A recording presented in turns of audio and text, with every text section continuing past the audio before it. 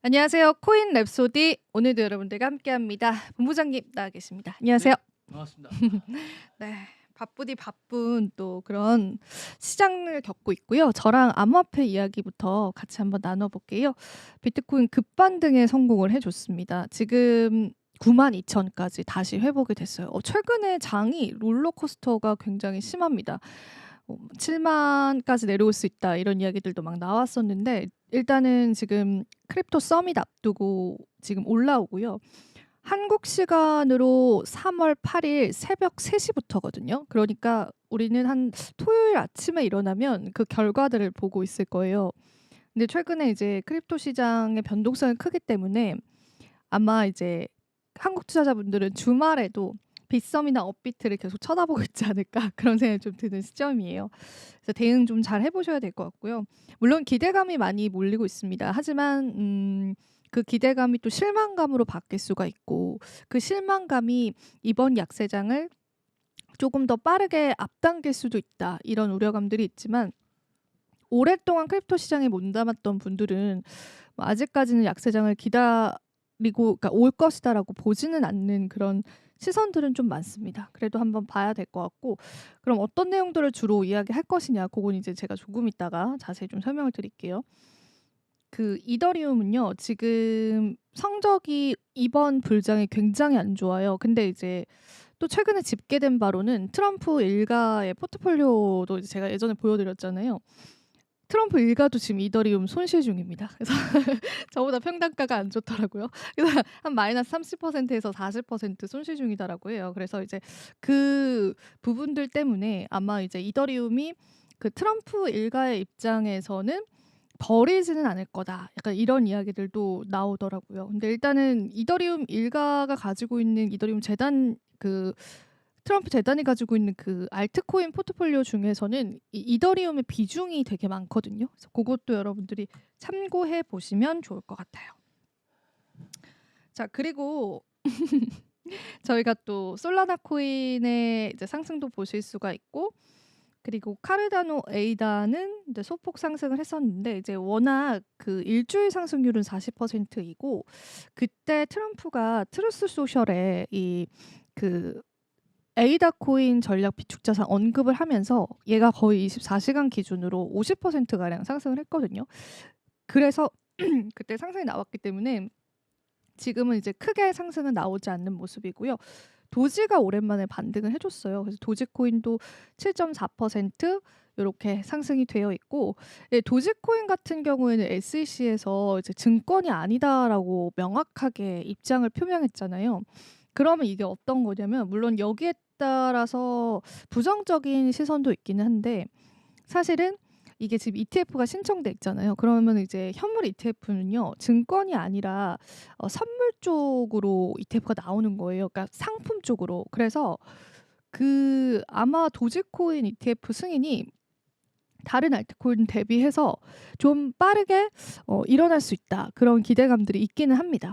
그래서 그거는 이제 예전에도 블룸버그 ETF 애널리스트는 도지코인의 ETF 승인 확률을 75%까지 내다봤어요. 오히려 이게 솔라나 같은 코인보다 더 높은 수치였거든요. ETF 이제 전문 애널리스트, 블룸버그 애널리스트가 비트코인 ETF 출시도 좀 예측을 굉장히 잘 했었던 부분이 있어서 도지코인 쪽에 관한 현물 ETF 기대감들도요. 지금 시장에 나오고 있다고 보시면 될 것 같습니다. 그래서 쭉 시장 보시고 하나 더 봐야 될 거는 비트코인 캐시가 또 많이 올랐더라고요. 그래서 요거 오른 거 그리고 트럼프 코인 같은 경우는 많이 오르지 못했습니다. 13% 올라서는 모습 보여줬고 오늘 준비한 내용들 또 하나하나 좀 나눠보도록 할게요. 자, 오늘은 제가 페페코인을 좀 먼저 이야기를 나누게 됐습니다. 밈코인으로 대표적으로 알려져 있는 코인이죠. 페페코인이 사전 판매를 했는데요. 370만 달러를 돌파하면서 투자자들 관심이 폭발적으로 끌고 있다라고 합니다. 이 단순한 밈코인이 아니라 비트코인을 초고속 트레이딩 환경으로 바꾸기 위한 혁신적인 레이어 2 인프라를 목표로 하고 있고요. 페페가 2조 달러에 달하는 비트코인 유동성을 밈코인 시장으로 끌어들이려는 뚜렷한 이유다라는 그런 분석이 나오고 있습니다. 그래서 페페가 레이어 2 솔루션을 이제 이야기를 하게 됐는데요. 사실 우리가 기본적으로 레이어 1 그런 알트코인들이 좀 많잖아요. 뭐 이더리움, 솔라나 뭐 이런 코인들. 근데 이제 레이어 2에 관해서도 기술적인 관점에서 알트코인으로 분류를 굉장히 많이 하거든요. 근데 이제 페페가 그 부분과 함께 맞물려서 이제 시장의 관심을 받을 수 있다. 이런 이야기가 나오고 있는데 그 비트코인 네트워크에 묶여뒀던 2조 달러 유동성을 밈코인 시장으로 유입하려는 걸 목표로 하고 있고 사전 판매에서도 폭발적인 그 반응을 얻고 있는데요. 판매 시작 후 90초 만에 42만 달러를 유치하면서 강력한 출발을 알렸다라고 합니다. 그리고 이제 페페코인 자체가 비트코인 페페의 핵심은 P2P EP200이라는 새로운 토큰 표준인데요.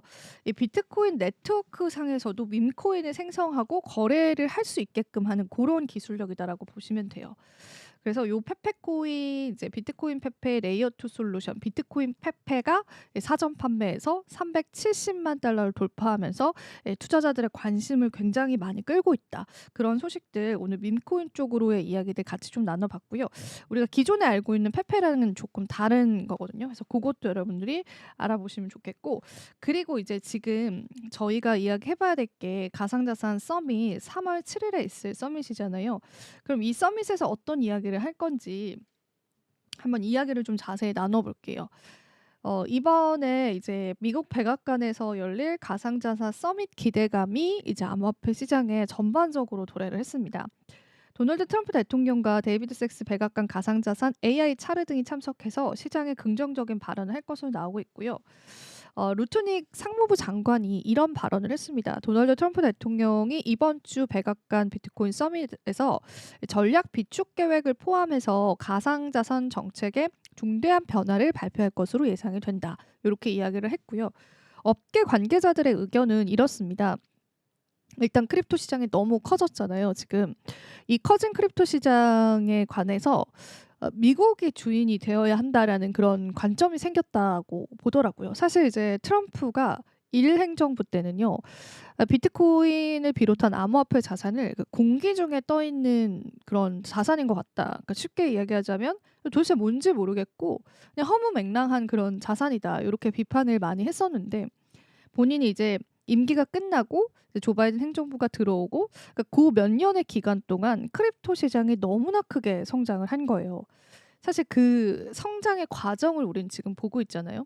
그러니까 이제 트럼프 입장에서는 물론 이제 달러 패권을 지키기 위한 것도 해당이 됩니다. 근데 트럼프 입장에서는 이렇게 커진 시장에 주인이 미국이 되어야겠구나라는 생각을 하지 않았을까. 그런 이야기들이 이제 업계 관계자들한테는 좀 들려오고 있고요. 그리고 가상자산 규제에 대한 자신의 비전을 설명할 것이다라고 합니다. 근데 이제 여기서 가장 키워드로 가져가고 있는 거는 이 준비금. 과연 될 것이냐, 준비금으로 어떻게 추진할 것이냐. 사실 현실적으로는 의회의 승인을 받아야 되는 부분이다 보니까 불가능하다라는 의견도 있거든요. 근데 이제 트럼프 같은 경우에는 언제나 반전 있는 인물이죠. 우리가 또 트럼프가 어떤 행정명령을 통해서 이를 또 비축자산으로 비축을 할지 그것도 모르기 때문에 업계에서 굉장히 지켜보고 있는 상황이고요. 그리고 이제 한 분석가에 따르면은 이 알트코인은 비트코인과 다르게 취급이 될 것이다라고 설명을 했습니다. 토종 자산의 분위기는 녹록지 않다. 위메이드의 위믹스는 개당 677원에 거래되면서 반등하지 못했고 카이아 역시도 177, 보라도 129원에 거래되면서 비슷한 시세를 보이고 있습니다. 그러니까 쉽게 이야기하자면 지금 서밋 앞두고요. 상승하는 코인들도 굉장히 제한적이다라는 거예요. 그래서 요거를 제가 오늘 같이 보여드리려고 가지고 왔는데요. 요거를 일단 먼저 보여드릴게요. 이게 뭐냐면 우리가 이제 지금까지 시장에서 4번의 불장을 겪었고 그 불장 때마다 주목을 받았던 알트코인이 있었거든요. 자, 왜 투자자분들이 알트코인에 그렇게 열광을 하느냐? 그 이유는 투자자분들 입장에서는 알트코인을 잘만 고르면요, 비트코인보다 상승률이 굉장히 높습니다. 그래서 우리가 알트 불장이다 이렇게 이야기를 하는데, 그래서 항상 도미넌스도 체크를 해드리잖아요. 근데 이제 그 매 불장 때마다 주목받았던 알트코인들이 다 달랐어요. 그러면은 중요한 건 지금 불장에서는 어떤 알트코인이 주목을 받을 것이냐잖아요. 우리가 이제 알트코인을 분류할 때요, 제가 앞서서 이제 비트코인, 페페 코인 설명해 드린 것처럼 뭐 레이어 1 코인, 레이어 2 코인 이렇게 기술적으로도 분류를 하지만요. AI 코인, 뭐 결제 시스템 관련 코인, 뭐 NFT 관련 코인 이렇게 해가지고 뭔가, 그러니까 주식으로 말하자면 하나의 테마적으로도 많이 그걸 분류를 하거든요. 근데 이제 요번 불장에서는 테마 형성의 코인이 굉장히 많은데, 그게 이제 요번 불장의 트렌드가 될 수 있는 코인들을 묶어 놓은 거거든요. 보시면은 미국 기반의 코인 굉장히 시장의 관심도가 큽니다. 그리고 이것도 웃겨요. mentioned by 트럼프가 언급했던 코인 이런 것들도 섹터로 묶여버렸어요. 그래서 요런 코인들은 솔라나, XRP, 에이다, 이더리움, 비트코인 등이 되고요. 요쪽 밴드에 해당이 되는 거죠. 그리고 이제 미국을 기반으로 한 코인들도 지금 시장에서의 반응도가 있습니다. 그러니까 제가 앞서 말씀드렸던 뭐 지난 불장에 주목을 받았었던 그런 알트코인들이 지금 시장에 주목을 많이 못 받고, 이렇게 미국 기반의 코인들, 뭐 알고랜드라든지 온도 파이낸스, 뭐 라이트 코인, 헤데라 코인, 뭐 멜라니아 코인 이런 것들, 그리고 이제 또 블록체인 프로젝트가 화이트하우스, 백악관에 관련된 블록체인 프로젝트를 가지고 있는 알트코인, 요런 애들도 하나로 묶여가지고 시장에서 상승이 나올 수 있다라고 봅니다. 그래서 이거는 여러분들 이제 주식 투자하실 때 우리가 테마별로 이제 종목을 분리하잖아요. 그런 식으로 알트코인을 이렇게 묶어가지고 공부를 해보시면은 아마 이제 도움이 되실 것 같고, 이게 굉장히 잘 표현된 그런 자료더라고요. 그래서 이걸 오늘 가지고 왔고요. 또 한 가지 테마가 있습니다. 지금 ETF 승인을 기다리고 있는 코인들도 있거든요.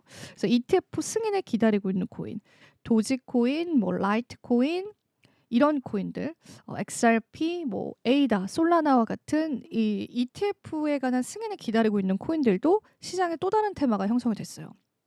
그럼 우리가 여기서 투자 포인트로 가져가야 될 거는 일단 여기 보시면은 이렇게 중복되어 있는 테마를 가지고 있는 코인들이 있거든요.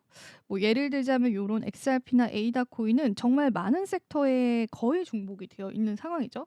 그래서 요런 친구들을 조금 더 눈여겨보는 게 지금 시장에서는 좀 맞는 전략일 것 같고, 지금 저희가 또 실시간 채팅으로 자꾸 본부장님을 찾으시는데 제가 얼른 마무리를 하고 또 넘겨드리도록 하겠습니다. 정말로 찾고 계셔서 저희가 한번 당황했습니다.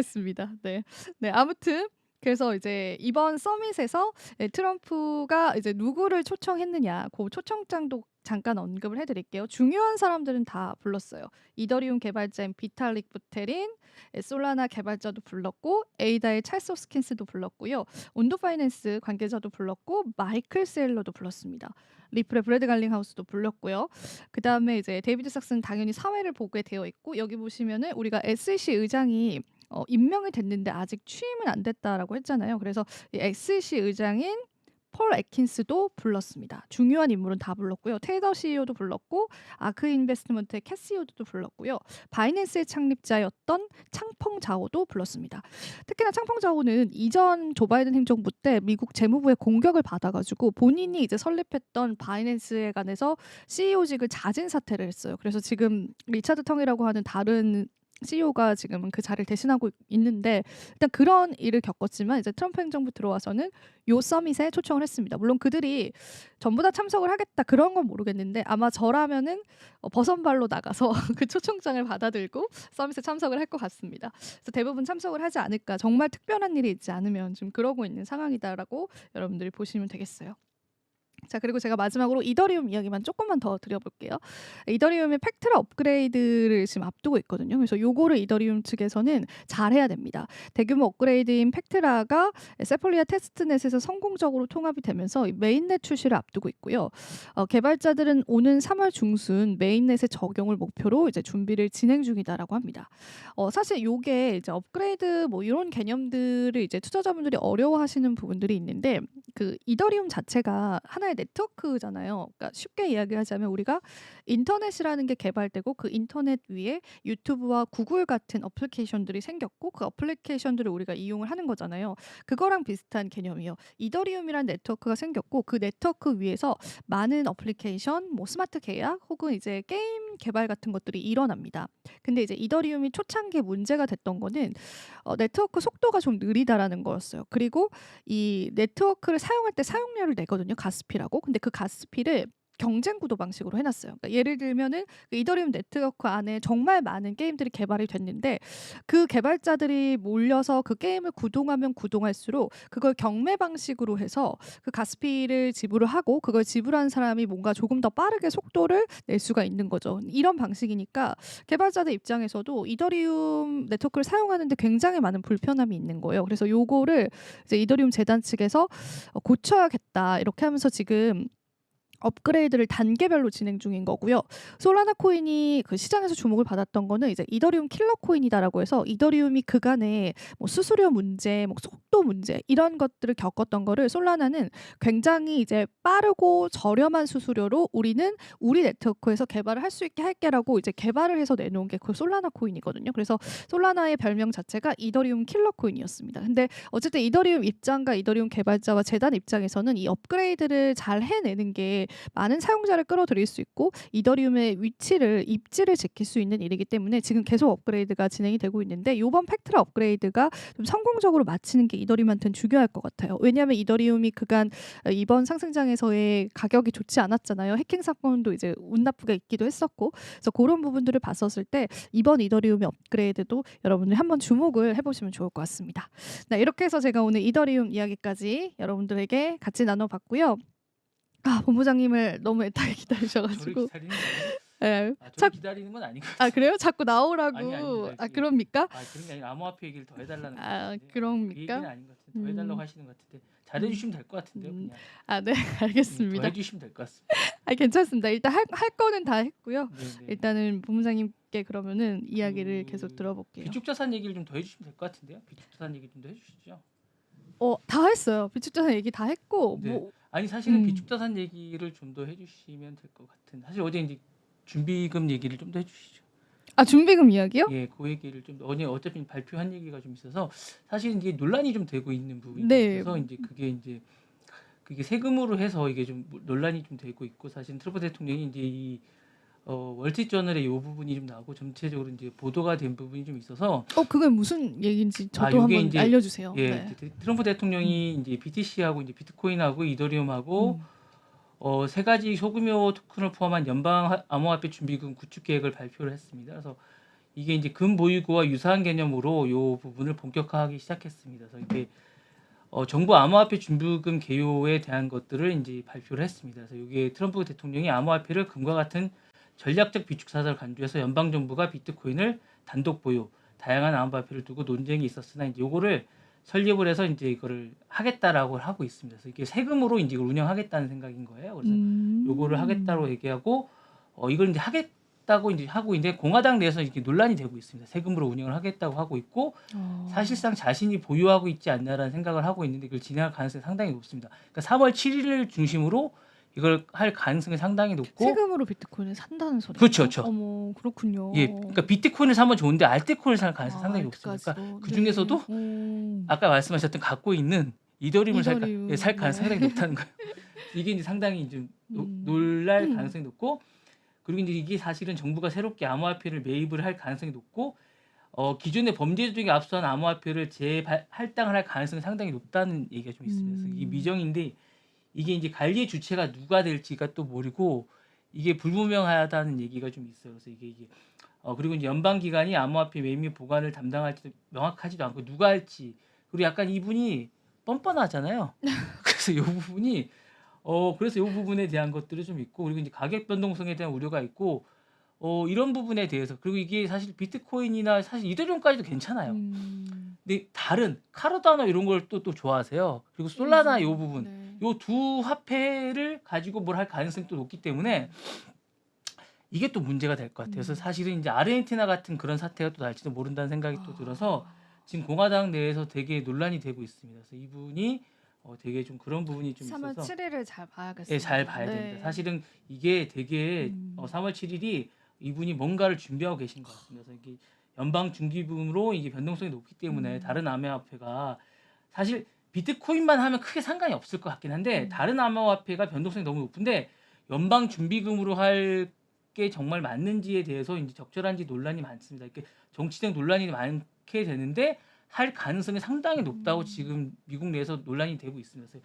이 부분에 대한 어떤 그런 게 좀 있고 트럼프 캠페인 기간 동안 이 암호화폐 업계랑 이분이 사실 유착 관계가 좀 많았기 때문에 이게 좀 논란이 되고 있고 사실 전 CFTC 위원장인 티모시 마사드라는 분이 암호화폐 준금이 요 혜택을 주게 한 것일 수 있다라는 비판이 좀 되고 있습니다. 그래서 이 부분에 대한 게 있고 이게 지금 보안에 대한 부분이 전혀 안 되고 있기 때문에 이 부분에 대한 부분이 좀 심각하다고 얘기를 하고 있습니다. 그리고 암호화폐 거래소인 뭐 바이비트가 이제 사실 최근에 이제 해킹 사고가 좀 있었지 않습니까? 그래서 이 부분에 대한 게 좀 있고 그래서 이런 부분에 대한 게 좀 있는데 어쨌든 본인은 어쨌든 테스트포스를 준비해서 이제 얘기를 하겠다고 얘기를 하고 있는데 어쨌든 이 부분에 대한 부분이 있고 이제 현실화 될지 안 될지라는 부분 그리고 이제 기본적으로 이제 어떻게 할지에 대한 부분이 이제 주목을 받고 있으면서 요게 어떻게 될지가 이제 관건이기 때문에 3월 7일 좀 주목해 달라라고 하는데 비축 자산을 하겠다는 생각을 갖고 있고 그럴 것 같아요. 세금으로 하겠다.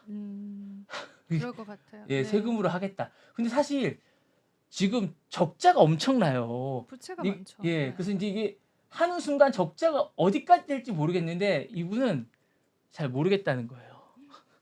그러니까 난 몰라. 근데 이게 자신이 이걸 어차피 공약으로 내세웠고 이것 때문에 자기가 됐는데 저는 이분이 이게 위험한데 이런 생각이 드는데 이거 하고 남을 뿐 같은 생각이 들고 공화당 내에서 위험하다라고 얘기를 하는데 정말 좀 위험한 생각이 좀 듭니다. 그래서 사실 참 뭐 이렇게 도시를 하겠다라고 하고 뭐 그렇게 얘기하시는데 그리고 본인이 이게 어디 도덕적 모럴 해저드 이런 게 좀 없으신 것 같아요. 본인이 갖고 있으면서 이걸 하고 이런 것들에 대해서 너무 뻔뻔하세요. 그리고 제가 오늘 아침에 잠깐 방송을 했는데 그 기본적으로 이제 그 스타링크를 사실은 이제 그거를 또 이제 열어줬어요. 스타링크를 예, 어제 말씀해 예, 주셨죠. 그걸 열어줬는데 사실은 그거를 원래 이제 바이든 때 묶어놨던 거를 안 열어줘도 돼요. 충분히 지금 하고 있는 서비스로 충분히 가능한데 그걸 열어줬어요. 그리고 이제 제가 오늘도 발표를 이제 마지막 방송에서 할 텐데 이거를 이탈리아에 또 이제 친구가 있어요. 총리가 이탈리아도 열어줬어요. 지금 장난 아니에요. 지금 머스크가 국가를 모델로 그것도 이제 뭐 상장사가 아닌 비상장사가 계속 뭔가 사업을 하고 있습니다. 장난 아닙니다. 어쨌든 들어보겠습니다. 그러면 시작하겠습니다. 네. 자, 유튜브가 요즘에 계속 어떤 사업들을 모델을 계속하고 있습니다. 프리미어 라이트 서비스가 나왔습니다. 그게 뭐지? 여기에 이제 프리미엄 서비스가 있는데요. 여기서 이제 음악 서비스를 뺐습니다. 여기 보시면 왼쪽에 보시면 비디오 광고가 없는데 대신에 음악 서비스하고 다운로드가 안 되는 서비스입니다. 그러면서 가격을 확 줄였습니다. $5 정도를 뺀 서비스입니다. 한 달에 $5 정도가 줄어들고 음악을 못 씁니다. 음악 서비스가 없고 오프라인 다운로드가 안 되는 서비스가 나왔습니다. 이렇게 해서 약 43% 정도 저렴한 서비스가 되고 있습니다. 가입 의사 있어요. 예. 한국은 아직 안 나오고 한국 안 나와요. 한국 곧 나올 것 같습니다. 그래서 호주, 독일, 태국 중에서 출시 예정이고 미국은 출시됐습니다. 폭발적입니다. 인기가. 네. 한국은 출시 예정이고 출시 대상국에 포함되어 있지 않습니다. 지금 왜냐하면 이게 우리가 이제 묶음 상품이라고 해서 번들 상품이 있기 때문에 아직 안 돼 있고요. 호주, 독일, 태국은 출시 예정입니다. 그래서 혹시 이거는 이제 여러분 혹시 하고 싶으시면 이렇게 이제 VPN이라고 해서 묶어서 이렇게 가시는 그런 상품을 하시면 됩니다. 그렇게 하시면 될 것 같고요. 그렇게 하셔서 이제 할 생각이 많이 하실 것 같으세요. 광고가 안 되는 제가 볼 때 약간 기발한 상품 같아요. 그러니까 광고형 상품에 대항하기 위한 상품 같으세요. 그러니까 이게 제가 볼 때는 그쪽에서 많이 뺏어올 것 같아요. 광고형 상품들 있잖아요. 그런 뭐 넷플릭스나 이런 디즈니 이런 상품들이 있는 사람들이 많이 올 것 같아요. 그러니까 음악이나 이런 다운로드 같은 것들 확 빼면서 가격을 확 낮춘 거예요. $5면 우리나라 돈 한 7,000원 정도 되는 금액이거든요. 그럼 지금 한 10,000원 후반대 가격에서 10,000원 초반대 가격으로 확 내려오니까 제가 볼 때 많이들 이용하실 것 같습니다. 이 부분에 많이 이용하실 것 같고 주요 가격이나 이런 것들을 핵심적인 사업만 광고 없이 뭐 동영상만 좋아하시는 분들은 많이 이용하실 것 같습니다. 아까 얘기했던 이정 아나운서 같은 분들은 저도 하고 싶어요. 하실 것 같은 생각이 듭니다. 제가 이렇게 하시고 어제 이제 도박 사이트 이런 것들도 줄이면서 맞아요. 이런 부분들 하면서 이제 하게 됐고 오늘은 이런 상품을 제가 이렇게 발빠르게 여러분들한테 알려드립니다. 이렇게 하시라고. 그래서 다들 기다리나 봐요. 네, 많이들 하시라고. 저를 기다리는 게 아니고 이재영 아나운서를 이제 약간 말을 걸기 위해서 제가 이렇게 그래요? 예, 저 약간 네, 삐졌거든요. 이재영 아나운서가 미인이다 보니까 말을 걸기 위해서 이제 하는 게 아닌가라는 생각이 듭니다. 이런 서비스를 하게 되는 겁니다. 이렇게 하게 되는 거고요. 요 서비스가 나오시면 많이들 이용하시라고 하고 이제 요 서비스가 나갔다라고 이제 제가 발빠르게 알려드리는 소식을 전해드렸습니다. 예. 다음 소식 전해드리겠습니다. 이게 지금 중국을 건드릴 때 꼭 스파이를 건드립니다. 중국의 스파이를 건드리고요. 이제 요게 이제 법무부가 해킹 조직 12명을 기소했습니다. 기소 내용은 뉴욕과 워싱턴의 두 건의 기소장이 공개됐고 표적은 미국 방산산업과 로펌, 언론사 등에서 이제 어떤 스파이를 했다고 뉴욕 타임즈하고 이제 이런 데 기사가 났습니다.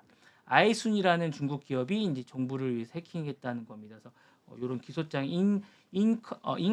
인커청 조슈 아이라는 사람이 이제 하게 됐고요. 피해자는 미국 플로리다주의 대형 카운티라고 하는 법원입니다. 연방정부 이런 부분이고 이제 이렇게 했습니다. 그래서 정부 지시, 중국 공안부와 국가안전부의 지시에 따라서 하게 됐습니다. 그래서 요거를 데이터를 판매해서 금전적인 이유를 했고 이메일 계정당 $10,000에서 $75,000 정도의 보수를 받았다고 합니다. 그래서 이렇게 했고 정부기관 그러니까 중국 공안부 소속 관리가 이제 2명이 있었고 왕리랑 션징이라는 사람이라고 합니다. 그리고 요 분이고 그다음에 APT27이라고 요거는 사실은 제가 볼 때 APT27은 옛날에 보시면 거기 이름이랑 좀 비슷한 것 같아요. 이번에 그 해킹했던 바이비트요? 바이비트 해킹했던 라자루스 그룹 이름이랑 좀 비슷한 것 같아요. APT 그 산하 그룹이 APT거든요. APT 그래요? 그 코드 네임입니다. APT라는 게 코드 네임이고 이제 APT 38이 있거든요. 거기는 38이 APT 38. 그러니까 그게 코드 번호입니다. APT가 코드 번호고 그 다음에 38이 38선인 줄 알았더니 넘버링을 붙인다고 합니다. 그 산하에 넘버링을 붙여서 APT 1부터 38번까지 붙이는데 이것도 이제 APT가 이제 그 38이라고 해서 이제 38이라고 합니다. 그 산하 그룹 라자루스 산하 그룹이 그게 이제 금융을 전문으로 하는 그룹이 APT 38이라고 합니다. 그래서 그 산하 그룹이라고 하고 이제 그 밑에 있다고 합니다. 그래서 킴수킴이라고 해서 그 밑에는 나머지는 이제 국정원이나 이런 걸 하는 거고 이제 APT 38은 금융만 주로 하는 그런 그룹이라고 합니다. 그래서 이런 게 하는데 여기는 APT 27이라고 합니다. 그래서 여기는 중국 쪽으로 하는 그런 거고 그래서 코드네임일 것 같습니다. 아이순이로 8명이 있다고 합니다. 그래서 이렇게 하는 거고요. 아무래도 이제 중국은 해킹 위주로 또 하는 거 하고 공산당에서 여긴 정보 위주로 하는 거고요. 그쪽 이제 이쪽 킴스크 APT 38은 주로 이제 돈을 벌기 외화벌이 주로 하는 그런 쪽인 것 같습니다. 네. 그래서 이제 한다고 하니까 이 부분 하는 것 같고요. 그 다음 소식도 이제 요금제입니다. 여러분 요금제에 관한 얘기를 또 해드리겠습니다. 오픈AI가 새로운 에이전트 요금제를 또 저건 또 뭐예요? 저도 모르겠어요. 얘네 너무하는 거 아니에요? 특이한 거 너무 많이 내. 에이전트 요금제 너무 비싸요. $20,000. 최상위 티어 요금제입니다. 월 $2,000 요금제가 있고요. 그다음에 $10,000 요금제가 있고요. $20,000 요금제가 나왔다고 합니다. 이게 뭔지 모르겠어요. 그러니까 고소득 지식 근로자를 하는 기본 티어 요금제고요. 이게 에이전트 요금제라고 합니다. 월 $10,000 요금제가 또 있고 소프트웨어 개발자는 중간 티어 요금제고요. 그다음에 최상위 $20,000 PhD라고 해서 이제 박사급 이상을 하는 아주 고급 요금제라고. 이 요금제는 AI를 특화된 전문 요금제라서 아주 박사급들에게 제공하는 요금제라고 합니다. 그래서 고가 요금제라고 하고 고소득 지식 근로자 저는 못 쓸 것 같습니다. 그래서 그리고 이제 코드하고 디버깅하는 이런 분들을 위한 요금제라고 합니다. 그래서 아주 복잡한 데이터나 이런 분들 사이언스에 이런 걸 내는 분들이 있어요. 이런 분들을 위한 어떤 그런 분들 자료를 요청하는 그런 분들을 위해서 만든 그런 거라고 합니다. 그래서 필요하실 것 같으세요? 이렇게 해서 $20,000면 얼마예요? 월 $20,000면 계산이 안 돼요. 네, 몇천만 원인 것 같습니다. 아니 돈도 모르셨나 그런 생각 드는데요. 네, 그렇게 해서 한다고 얘기를 하고요. 요 이제 차이라고 하고 이제 요게 이제 에이전트 요금제는 이렇게 비싼 거고요. 사실 이제 보통 우리가 쓰는 건 플레이 AI라고 해서 약은 무료부터 월 $49까지 내는 요금제입니다. 그래서 요 부분을 얘기를 하는 거고요. 여러분 이제 궁금하신 건 5.0이 언제 나오냐고 얘기를 하는 거고 이제 4.5는 지금 정식으로 나온 건 아니고 3월 첫째 주 지금 나오고 있을 출시 예정이라고 하는데 지금 나온 거 아닌가요? 사실 나온 거 같은데. 3월 첫째 주면은 네. 예, 지금 나온 거 이제 같고요. 예. 사실 제가 그때 말씀드렸다시피 이제 소라 쓰시는 분들만 이제 사용하시는 거 맞아요, 같고요. 맞아요. 네, 저희는 안 된다고. 저희는 안 됩니다. 네, 예, 저는 안 된다고. 안 되고 있고 이제 그렇게 되는 것 같고 이제 그래서 이제 만약에 이제 그 5는 언제 나오느냐 조만간 나올 거라고 하는데 가격은 얼마인 것 같으냐 그렇게 비쌀 것 같지는 않아요. 예, 비쌀 것 같지는 않고 $20 전후일 것 같다고 얘기를 합니다. 다만 이제 좀 그 안에 토큰이라고 해서 API라고 사용 요금을 좀 정할 거라고 합니다. 그래서 약간 좀 비싼 것들에 대해서 약간 좀 어떤 필요한 것들에 대한 걸 함량을 좀 정해서 쓰는 거를 정할 것 같습니다. 그래서 그 부분은 이제 좀 정해서 이제 쓸 것 같은 그런 요금이 좀 있을 것 같습니다. API 사용 요금을 또 별도로 정할 생각은 있는 것 같습니다. 네. 다음 소식 전해드리겠습니다. 아마존 AI가 더빙이 나옵니다. 이게 뭐냐면 이제 더빙을 AI로 이제 하는 시대가 됐습니다. 지금 AI 수준만 너무 잘한 것 같은데 그 접근성을 위해서 AI 더빙 테스트를 한다고 합니다. 이제 12개 프로그램을 하는데 프라임 비디오가 뭐냐면 넷플릭스 같은 서비스입니다. 네. 예, 저도 제가 이제 이것도 저는 구독을 하는데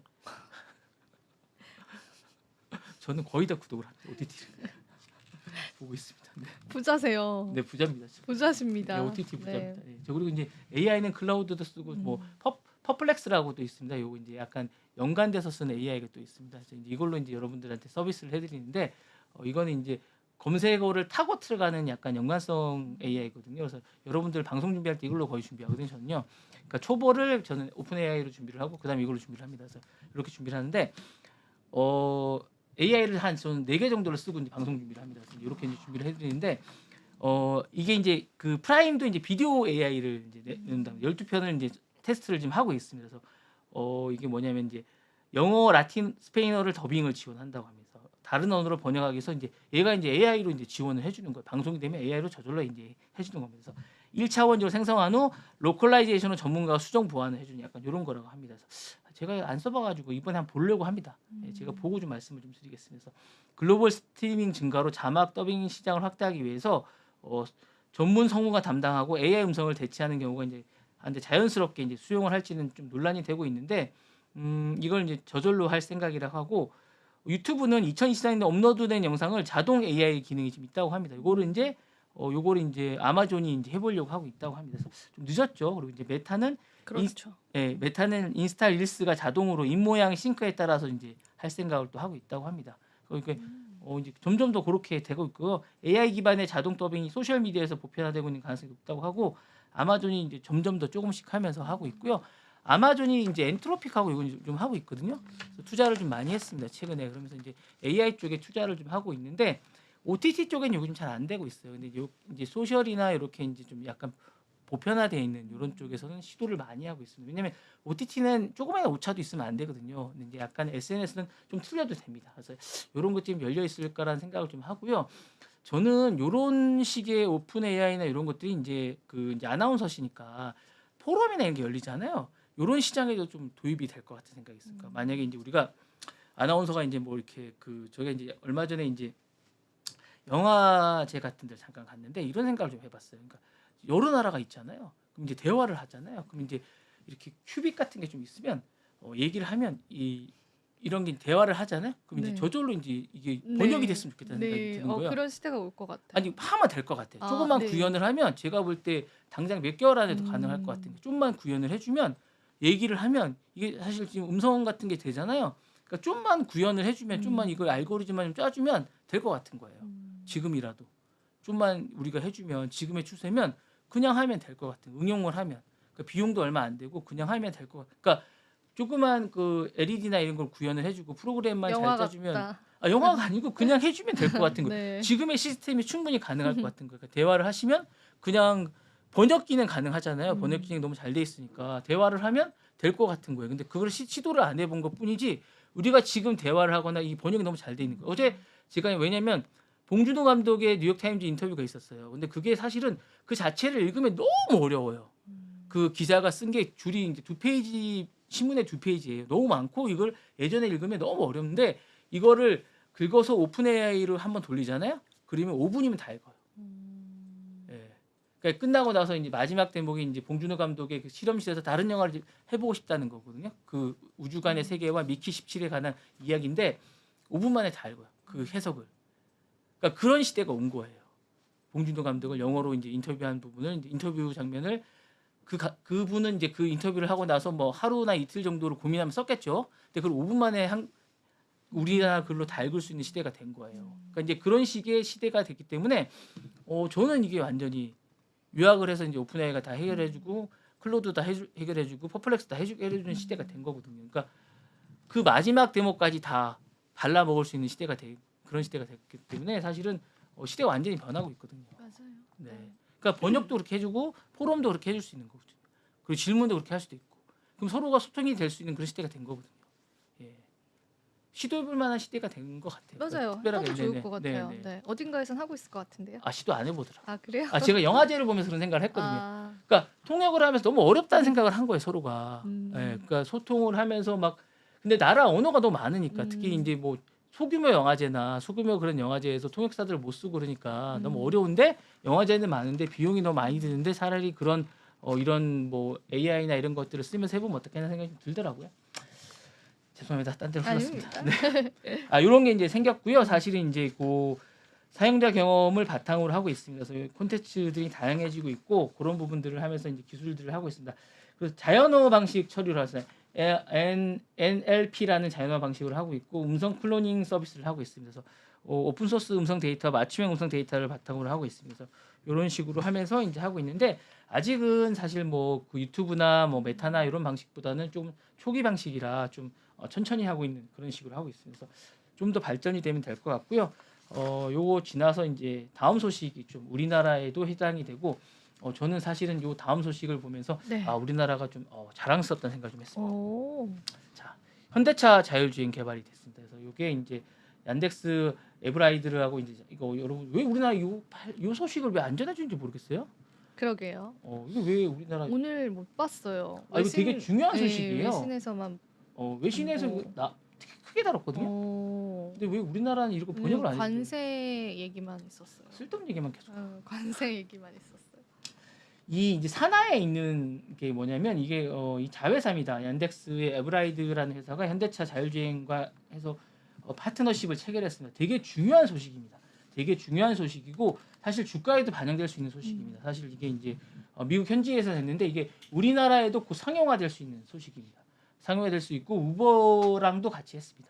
그러니까 사실 우버랑도 했다는 얘기는 곧 상용화 된다는 얘기입니다. 예, 사실 이제 어제 제가 우버랑 해서 서브시조라고 얘기를 했잖아요. 네. 그 얘기는 이게 사실 2025년도에 로보택시 서비스용으로 배치될 계획입니다.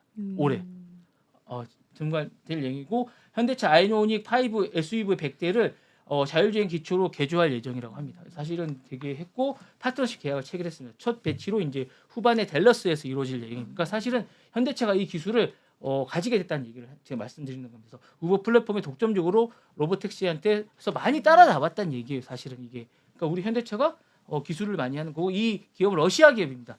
분산 회사로 사실 텍사스 오스틴에 있다고 얘기하고 텍사스 오스틴에 이런 기업들이 많습니다. 그래서 현대차가 2019년부터 협력 관계를 하게 됐고요.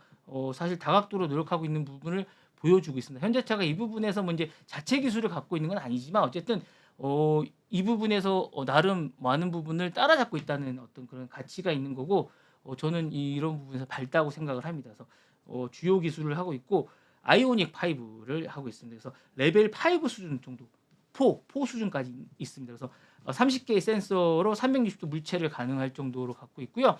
승객 중심의 인터페이스를 갖추고 있습니다. 탑승객 직관적으로 차량 상호간에 그런 걸 갖고 있다고 할 수 있습니다. 그래서 이런 걸 왜 안 해주지라는 생각이 들면서 우리나라는 너무 외신을 제대로 번역을 안 해준다 이런 생각이 들면서 좀 기자분들이 좀 열심히 찾았으면 좋겠다. 예. 대단하네요. 예, 승객분들이 이동 중에 작업, 휴식, 사교 활동을 할 수 있습니다. 아무것도 안 해도 됩니다. 예, 그리고 얘기를 할 수 있고 현대의 조지아 메타 플래닛 시설에 제조된 후에 이제 자율주행 기술이 장착이 됩니다. 2025년 올해 후반에 첫 배치가 이루어질 예정이고 우버 플랫폼을 통해서 로보택시 서비스를 합니다. 여러분 가서 서비스를 경험해 보십시오. 올해 연말. 네. 이주영 아나운서 같이 가서 한번 경험해. 네, 알겠습니다. 회사 돈 한번 같이 가시죠. 좋습니다. 네, 네. 언제든지요. 네. 네. 현대 협력하시고 차량 플랫폼 확정합니다. 네. 대규모 생산 능력을 갖추게 됩니다. 올 연말에 양산 체제 합니다. 그래서 대박이다. 그래서 네. 하게 될 것 같고요. 첨단 전기차를 생산합니다. 전기차하고 이제 우리가 테슬라하고 어깨를 나란히하고 이제 저희가 이제 같이 합니다. 그 뭐죠? 비아디랑도 경쟁을 하게 될 것 같습니다. 그래서 이게 저는 우버 앱을 하는 게 의미가 있다고 봅니다. 그래서 제가 이제 상용화 어느 정도 되느냐, 상용화 될 것 같습니다. 상용화 될 것 같고요. 조지아 메타폴리나에서 이제 양산을 할 것 같고 기본적으로 차별화는 많이 있을 것 같습니다. 여러 가지 강형성이 있을 것 같고 경제적 효과도 클 것 같습니다.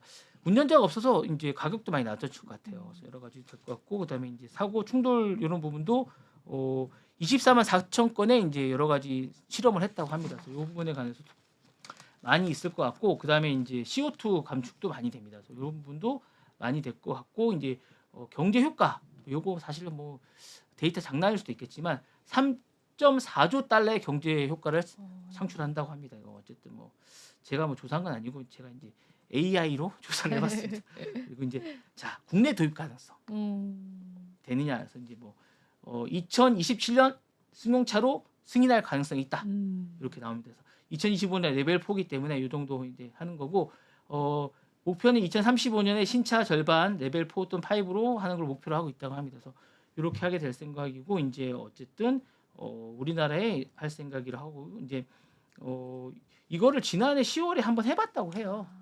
와서 한번 해봤다고 하고 여러 가지를 했다고 하면서 제가 볼 때는 이 부분에 대해서 이제 한번 어떤가라는 생각이 좀 들고 빨리 들어와서 제가 한번 타보고 싶네요. 네. 회사에서 한번 경비를 대줘서 오늘 얼마나 한번 가봤으면 좋겠네요. 네. 현대차 어쨌든 축하드립니다. 네, 축하드립니다. 여러 곳에서 좀 이런 것들 좀 많이 해서 좀 해보면 좋을 텐데 현대차 이렇게 좋은 소식이 있는데 이거 주가에 반영이 안 되나요? 안 돼요. 안 되더라고요 오늘. 소식을 안 알려주세요. 네. 제가 한번 열심히 찾아서 알려드려 볼게요. 네. 기회가 되면. 네, 이거 한번 알아보시고요. 사실 네. 이거 되게 제가 볼 때는 이게 쾌거입니다. 물론 이게 기술이 우리 자체의 기술은 아니고 이게 러시아 산하에 있는 어떤 벤처 기업과 이제 같이 한 거긴 하지만 원천 기술은 아니긴 하지만 어쨌든 우리가 이런 기술을 해서 뭔가를 양산할 수 있는 기술을 갖췄다는 건 되게 의미가 있는 겁니다. 제가 볼 때. 네. 그렇습니다. 자, 다음 소식. 네. 자, 이게 어제 이제 소식 하나하고 추가된 겁니다. 이게 블룸버그 단독 기사인데 이탈리아가 이제 어쨌든 이게 2조 달러, 2조 원, 15억 유로인데 2조 2천억 원 규모라고 합니다. 스타링크 계약을 또 한다고 합니다. 이탈리아 통신 인프라와 인터넷 보급 확대를 아니 이탈리아 인프라 이게 없지 않아요. 근데 또 추가를 한다 그러면 멜로니 총리가 친해서 그런 것 같은데 그래서 이거 이제 그거에 대해서 이제 하고 있는데 이제 군사용 안전 통신하고 스타링크를 하는데 제가 볼 때 일론 머스크는 제가 볼 때 이 국가를 상대로 수익 모델을 잡는데 탁월한 능력을 갖고 있는 것 같습니다. 네. 이렇게 해서 이제 계약을 하는데 사실 이제 이해상충이 아주 많다고 합니다. 그래서 이 부분이 될지 안 될지 잘 모르겠어요. 그래서 이게 이제 될지 안 될지 모르고 사실 이제 취소될 가능성은 없다고 합니다. 원체 지금 이 유럽에서 너무 비호감이래요. 그래서 이게 될지 안 될지 모르겠고 일단 430억 정도가 지금 이 부분에서 이제 자기가 미국에서는 일단 430억 정도 예산 중에 한 150억 달러나 이제 200억 달러 정도는 확충을 해놨대요. 스타링크 X 쪽으로. 그러니까 엄청나게 원래는 최대 뭐 해봤자 한 40억 달러 정도밖에 안 되는데 그 이상을 지금 100억에서 200억 달러 정도를 추가로 확충을 해놓은 거예요. 그러니까 사실 산간오지는 그냥 기본적으로 그냥 광랜으로 해도 되는데 이게 더 비싼 거예요. 위성으로 하면. 근데 이걸 위성으로 하는 법을 바꿔놓은 거예요. 규제를 풀어놓은 거예요. 본인이. 규제 완화 원래 돈을 안 쓰는 딴 데는 1달러 뭐 카드 뭐 이런 걸 하면서 못 쓰게 해놓고 이건 엄청나게 또 쓰는 거예요. 이게 말이 됩니까? 네, 그렇게 하면서 이제 본인은 막 쓰면서 이렇게 하고 있는데 어쨌거나 근데 칩스법 제가 있는 생각이 들어요. 칩스법에 지금 530억 달러 중 한 100억 달러 정도 썼거든요. 430억 달러 쓰면서 이걸 못 쓰게 하겠다고 트럼프가 했잖아요 어제. 그러면서 430억 달러 정도 남은 거예요. 그러면서 여기다 쓰겠다고 좀 얘기하고 있는 거거든요. 그런 게 아닌가 트럼프가 약간 이게 의도된 게 아닌가라는 생각이 좀 듭니다. 그래서 그런 게 아니었나 이런 생각이 좀 들면서 이게 빅픽처가 아닌가 생각이 들면서 이제 이런 생각으로 오늘 준비한 소식은 여기까지 드릴까 합니다. 네, 좋습니다. 저희가 오늘도 다양한 이야기 좀 나눠봤는데 오늘 또 저희 실시간으로 채팅도 많이 남겨주셔서 저도 같이 한번 여러분들랑 즐겨봤습니다. 자, 저희 랩소디는 여기서 물러가 보도록 할게요. 오늘도 시청해주신 여러분 고맙습니다. 감사합니다.